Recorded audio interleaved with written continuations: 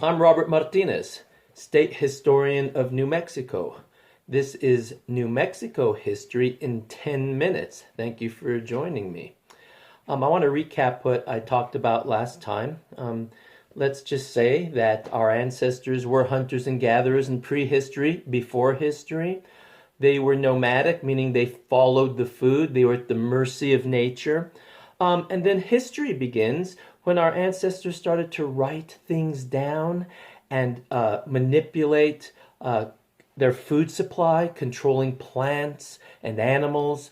In the Middle East, in Mesopotamia, they had wheat and barley. In China, rice. And in the Americas, corn. So this is when history begins, when we start to write things down and we start to have communities, cities develop, communities with laws and religion and codes that are written down out of Mesopotamia. We get the Babylonian Code of Hammurabi, kind of brutal, but nonetheless, it's the first law that we get. And it's the beginning of what will evolve through the centuries into legal systems and governments that we live in even to this day. So it's very important. I also want to mention that another major ancient civilization develops in Africa, in Egypt, along the Nile River. This is where we start getting some major architecture. All these communities have architecture. They have granaries to hold food, and they also have roads. But it's the pyramids that really show us how our ancient ancestors constructed buildings that were quite impressive. Diets start to change, which means populations start to grow. I mentioned how animals were domesticated: goats, sheep, cows, beasts of burden.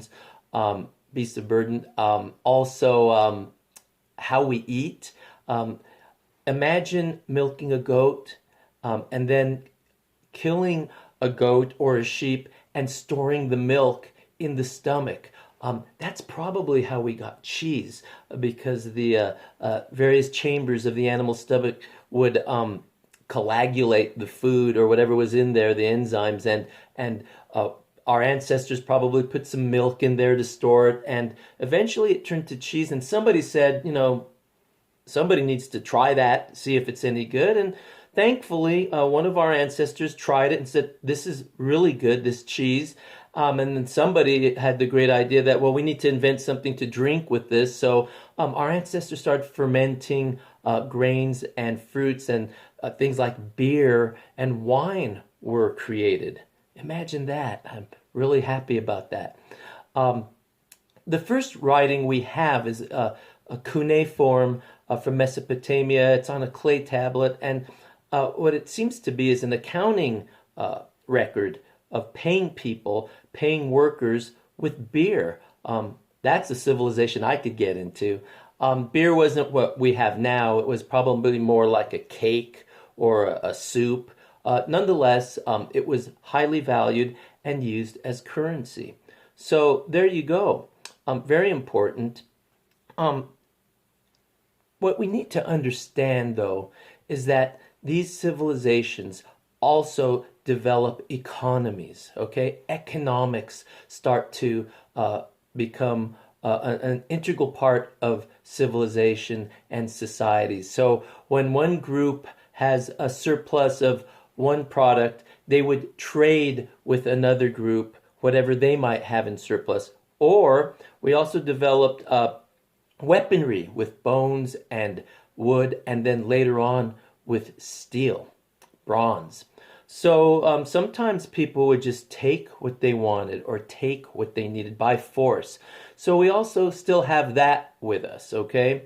So these ancient civilizations develop over time, and in the Middle East especially, you get Assyrian civilization, you get the Persians, and Europe all the while is still asleep and evolving with prehistoric people, Celts. They're living much like the prehistoric Native Americans or the people of Africa. But Europe gets her first major civilization with the ancient Greeks. Okay, this is where Western civilization begins, and it's important. The ancient Greeks, they start a few thousand years BC, before Christ, if you're a traditionalist, or BCE, if you're a modernist, before the Common Era. Um, and they are very important because geography helps them develop their civilization. It's a very, very rocky, mountainous terrain. There's agriculture there, the grape and wine. But there's also the development and evolution of city-states, okay? And these are very integral to the development of Europe and Western civilization because of the governments they produce. The two most famous are Sparta and Athens. Sparta is an oligarchy, very military and brutal. 10-year-old boys were taught to be soldiers and they had to eat blood soup, blood pudding, and very tough. Athens invented democracy. Way back when they developed democracy. Didn't look quite like what we have. Only certain people could vote, only men, only landowners. But it's important because out of that Greek civilization, we also get things like drama, comedy, and of course philosophy, the search for truth. Sophia, the love of truth.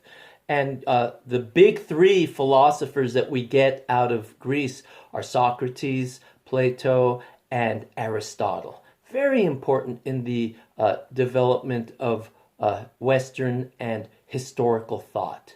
So while these ancient Greeks are developing their philosophy and their economies and their armies and developing new ways of fighting Persia, there are other developments taking place in the Middle East and around the world, and these are religious. There are religious beliefs developing all over the world, and we need to understand that all of our ancestors, just as they started out as hunters and gatherers, they started out as polytheists. Polytheism, that poly meaning many. All of our ancestors believed in many gods. They looked at the stars and thought they were gods. They looked at mountains and thought they were gods. Rivers had spirit. Pantheism is what everybody was believing in the Americas, the Native American people. The Europeans had their nature religions developing. And this was happening all over the world, in Africa and in the Middle East. But in Asia, the oldest systems came out, such as Hinduism, polytheistic, with elements of religious doctrines and practices that look kind of like what you'd see in the Middle East. And after that, out of Hinduism, you get Buddhism. But those are the oldest systems out there. In the Middle East, though, you have the Hebrew people. They're the first to be monotheistic, meaning mono meaning one, meaning belief in one God. That's what they bring to history and to the world. The belief that there's one God operating outside of our lives, controlling, influencing, helping, and sometimes punishing. So we have to look at this development with monotheism in the Middle East, Greek philosophy, and these systems all come into play and mix and blend with development of trade. All these civilizations start to trade, especially from China, Japan, through India, into the Middle East, and then into Europe. This is the Silk Road. This is a system of trade that really is a proto-globalism. It's not the whole world, but still, there's trade going on. Obviously, there's going to be trade going on between all these different communities in Europe and Africa and in the Americas as well. So, I just want to leave you with this idea, this thought about economics driving history, people driving history, wants, needs and desires, hopes and dreams, and out of Greece, philosophy, and out of the Middle East, monotheism, and they'll all come together and create an even newer situation when we get to North Africa and Europe. We will get to New Mexico eventually, but I want you to know about all these different developments in history to help us understand how and why we are where we at today. So that's it for me. Thank you for joining me on New Mexico history in 10 minutes, and I'll see you next time. Adios.